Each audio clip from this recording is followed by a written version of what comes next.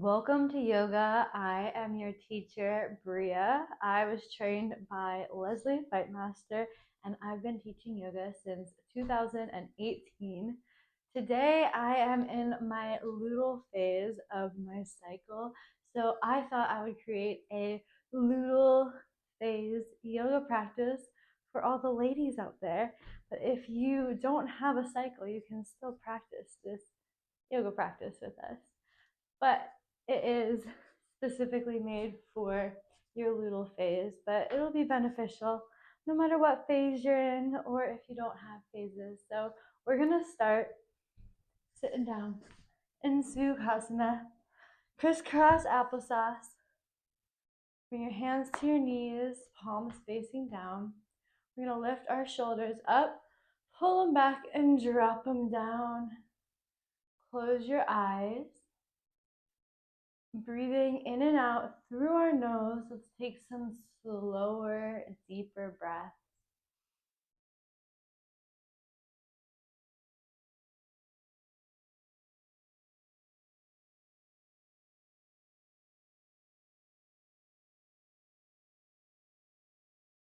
Our luteal phase is similar to autumn, this season, where when we bleed, we're in our winter.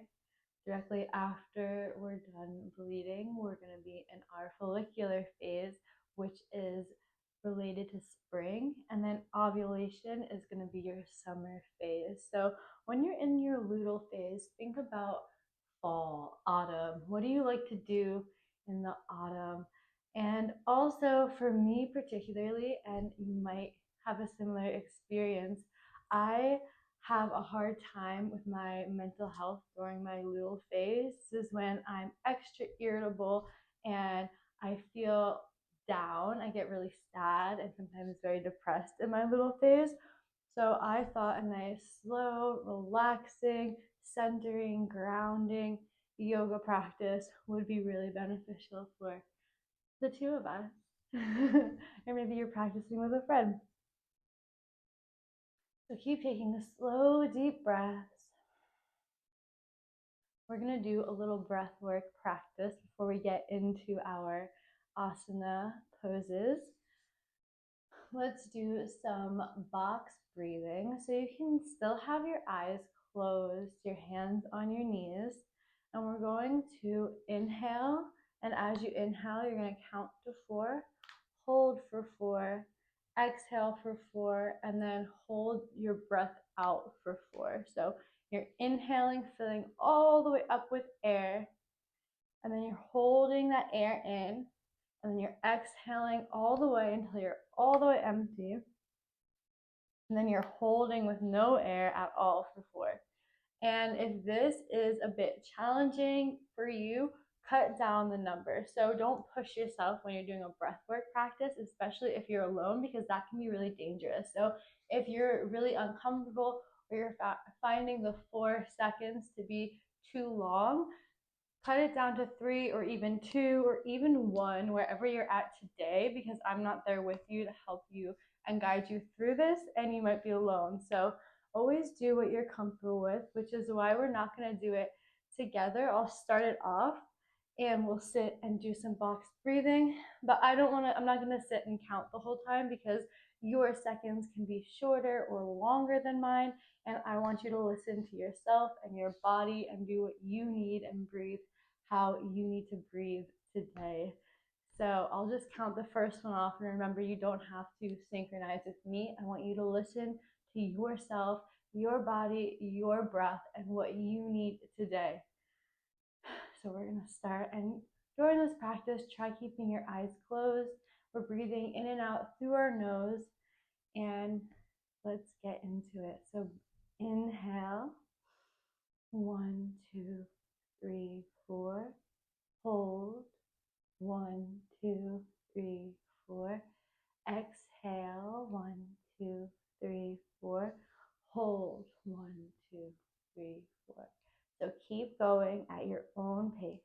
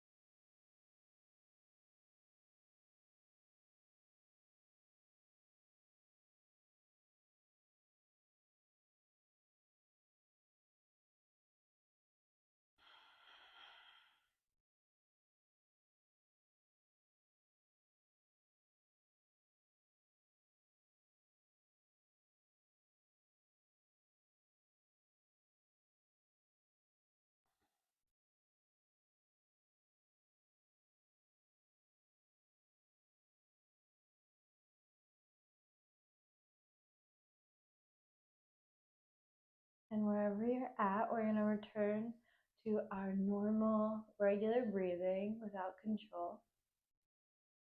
And throughout the practice, you choose how you want to breathe. It's your body, your choice. But I recommend during our practice and when you're practicing yoga asanas, I usually tend to do an ujjayi pranayama. So what that looks like is breathing in and out through your nose with a slight constriction at the back of your throat. Like, so you want it to be audible. So someone sitting next to you would totally be able to hear you, but somebody across the room wouldn't be able to hear you. So it's not that loud. And the way you can achieve that constriction in the back of your throat. So imagine you're fogging up a window or a mirror. So you do that, breathe in, breathe out. Now we're going to do that again. Breathe in, breathe out, and close your mouth. So keep that constriction, but with your mouth closed. Try again. Breathe in, keeping your mouth closed, but that constriction at the back of your throat. That is your ujjayi pranayama. And if you want to try and maintain that breath throughout our practice, I totally encourage you. And then when we get to our shavasana, we'll return to a normal breathing pattern. But either way, we're in sukhasana. Let's switch the cross of our legs. So put that other leg on top. And we're going to make some lovely, yummy circles on our spine. So the way we're going to do that is grab those knees, push your chest out, look up, and then we're going to round our back, bring our chin to our chest. So this is kind of like a cat-cow, but sitting. So push out, look up, and exhale, round your back, bring your chin into your chest. So keeping that motion, but instead of going forward and backward, I'm going to go all the way forward and then scrape all the way to the left and then round all the way backwards and scrape to the right. So we're going one way, going in one direction, and then I'll let you know when we're going to switch and go in the other direction. And if you stop in any place that feels really good, you can stop and savor it for a moment. Go ahead and switch directions.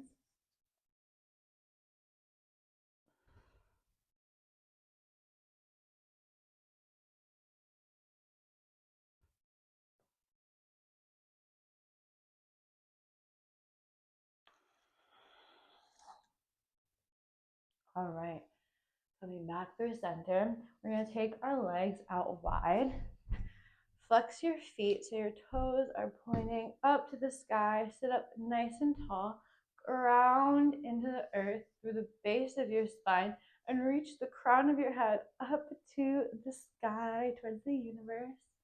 Getting a nice long line down your spine, stacking your energy centers on top of each other.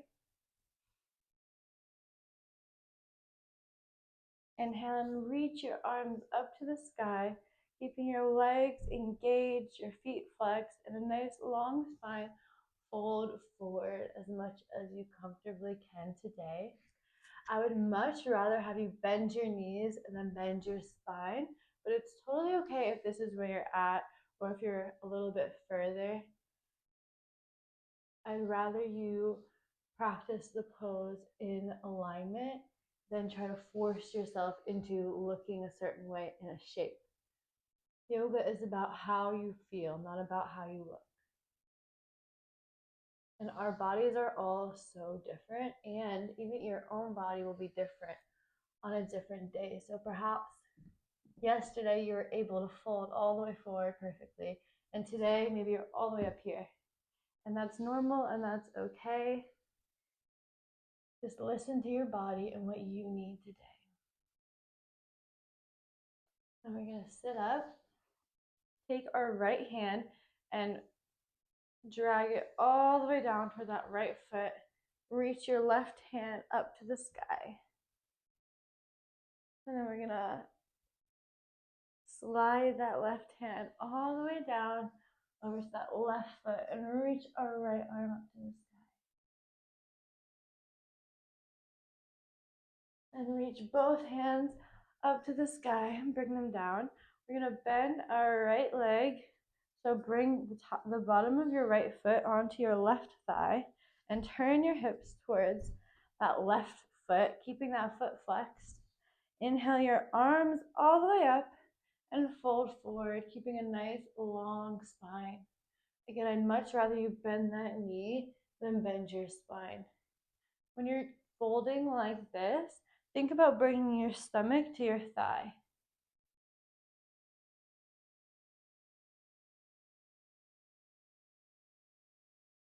And then we're going to bring our foot onto the ground right next to your knee.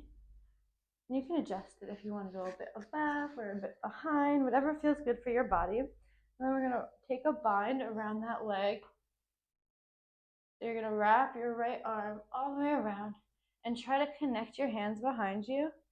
If they don't reach, that's okay. You can always grab onto your shirt if you're wearing one, or take something like a yoga strap or a belt or a stuffed dragon, and you can use that to help your hands reach each other. And then we're going to come on out of it and come over to the other side. So your right leg is long, that right foot is flexed. Your left leg is bent and your left foot is touching your right thigh. Inhale your arms up and exhale, fold forward. Keep that spine nice and long. Then we're going to bring that foot onto the ground and wrap our left arm around, grabbing our right hand behind us.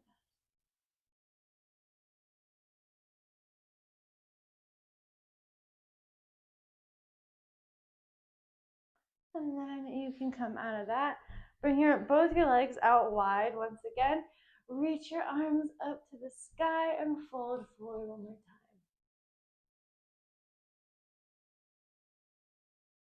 Keeping your feet flexed to engage your legs.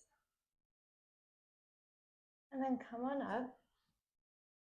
Slide your feet in, bringing them onto the earth, grounding down into all four corners of both your feet.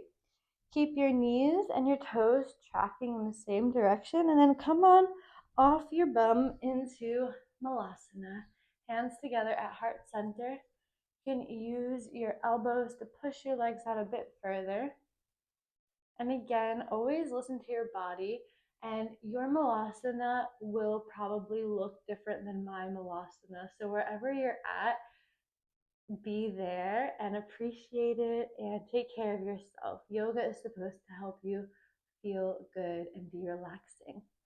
I love Malasana, especially for when I'm in my luteal phase or on my period, because this is a really, really good pose to help relieve the pain of cramps. So if you have cramps in your uterus, just sit like this and it will help.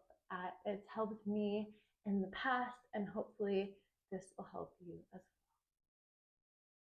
well. So we're just gonna hang out here for a little bit and breathe. You have some water or drink nearby, maybe you want to take a few sips, stay hydrated. I got some coconut water with pineapple.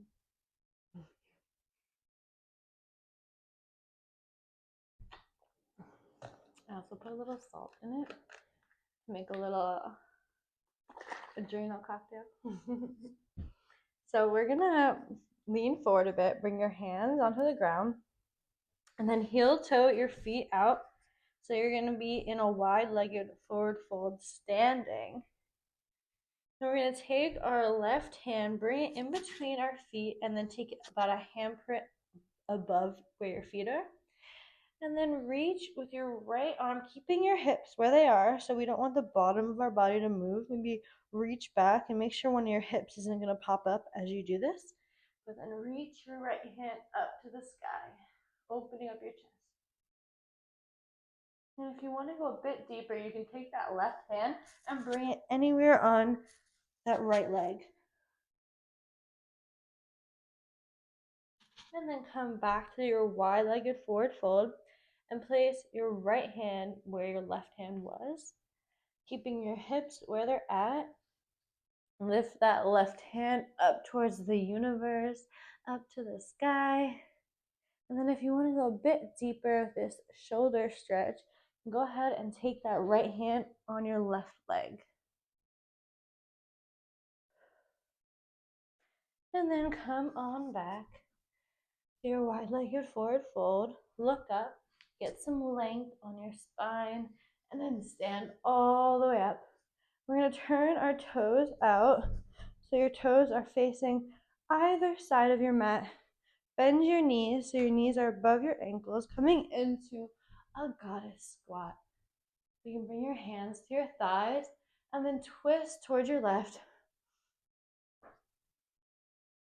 Come back through center and twist to your right. And then come back through center. Straighten your legs, reach your hands up to the sky. You're going to keep your right foot where it is and then turn your left foot so it's parallel to the back of the mat and your front heel is in line with the arch of your back foot. Bend that front knee. Open your arms into warrior two. Inhale and reverse your warrior. Come back to warrior two. Straighten that front leg. Hold up a sec, guys. I'm gonna take these socks off because I am slipping and sliding. So we're gonna be in warrior two. Straighten that front leg. Reach forward until you can't anymore. And then come into triangle pose.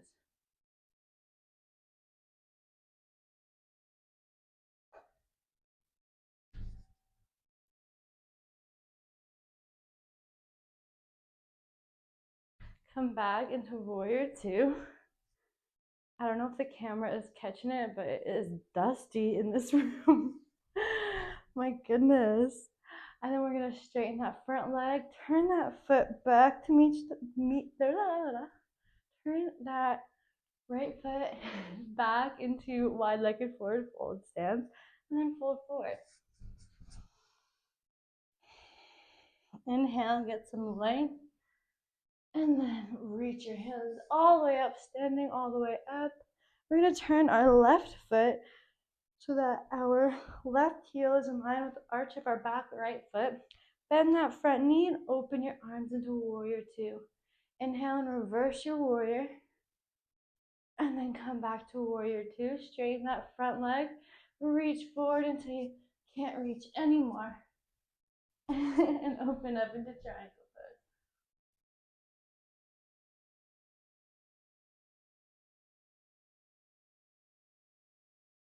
Come back to warrior two. Straighten that leg. Turn your big toes in towards each other. Inhale your arms up. And then exhale, fold forward. Bring your hands to the ground. Heel toe your feet in towards each other, making sure that your toes and your knees are pointing in the same direction. Sit back into Malasana. Take a few deep breaths here.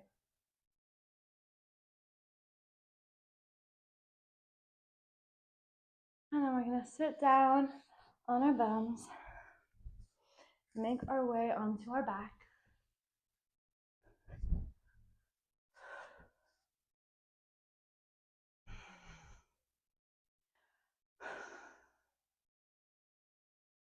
Lift your right leg up to the sky. Grab behind your right thigh. Interlace your fingers and then pull that leg in towards you, flexing both your feet as you do so. And then bring your left hand to your left hip. Just place it there so that your hip stays where it's at and doesn't pop up off the ground. And drop your right leg off to the right, looking over your left.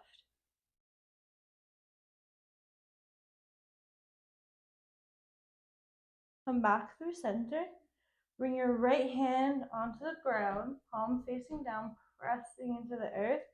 And then drop your right leg over to the left side. Look towards your right hand.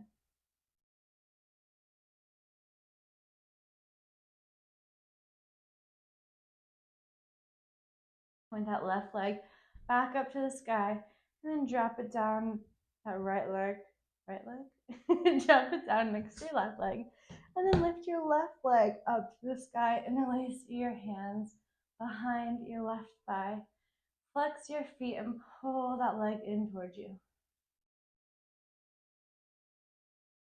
And bring your right hand to your right hip just to keep it stable, and drop your left leg over to the left side. Coming back to what I was saying before about proper alignment, doing a pose the right way is going to be more beneficial in the long term, because you might feel accomplished or like you are doing a great job if you force yourself into positions. Like, for example, if I let my right hip pop up, I could drop this leg all the way down to the ground, and that might look cooler, but physically, if I keep doing that repeatedly, it's going to do more harm than good on my body. So I'd rather have my leg not as deep into the pose, but have the rest of my body be in proper alignment. That'll be more beneficial in the long run. I'm going to take that left leg back up through center and drop it off towards our right side.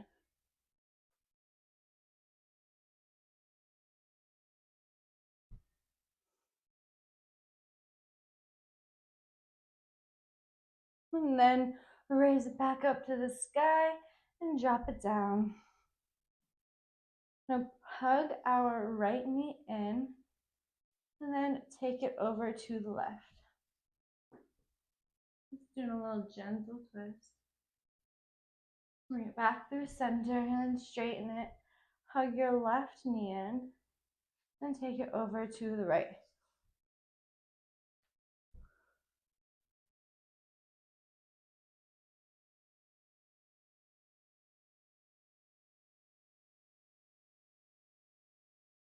And then hug it in through center and drop it down. Hug your knees in. Take some small, gentle circles on your lower back, from one way and the other. And now is your opportunity to take any more movements or poses or practices that you want to do before meeting us in our final resting pose, the most important pose of our entire practice, Shavasana. This is where all the benefits from everything else that we've done are going to really sink in. Clear your mind of any thoughts. Let go of any controlled breathing. Scan your body and release any tension anywhere you might be squeezing or holding on. Allow yourself to be here now. Don't think about what you're doing next. Don't think about your to-do list or what you're going to have for dinner or anything else. If those thoughts come up for you, just acknowledge them and let go of them. Be here now in the present.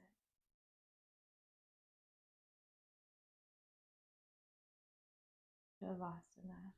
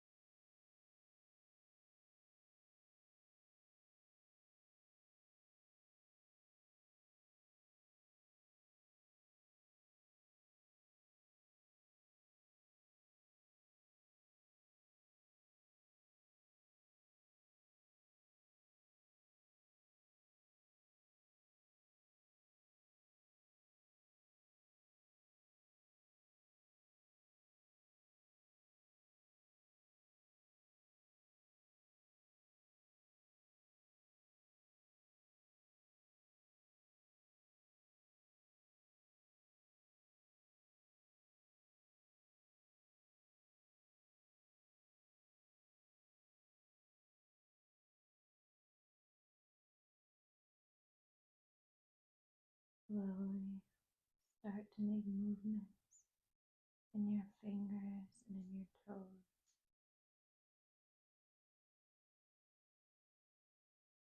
Roll out your wrists and your ankles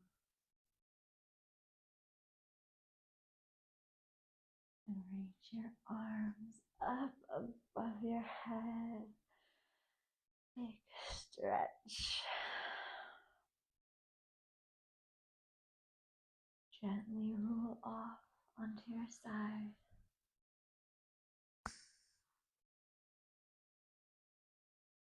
Taking as much time as you need. Slowly meeting me back in Sukhasana, where we started our practice.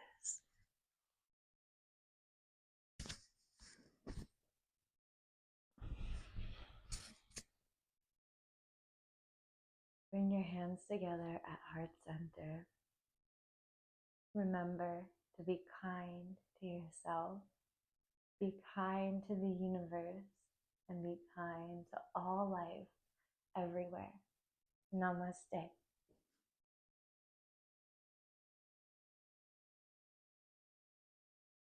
If you want to learn yoga with me, I have a whole online, on-demand yoga studio full of courses and workshops, yoga classes, guided meditations, anything you could dream of. We also have a group chat so you can chat with me and the rest of the community, and you can even request classes that you want me to teach for you. So I'll leave a link below for you to sign up for Bria Community, and I will see you there.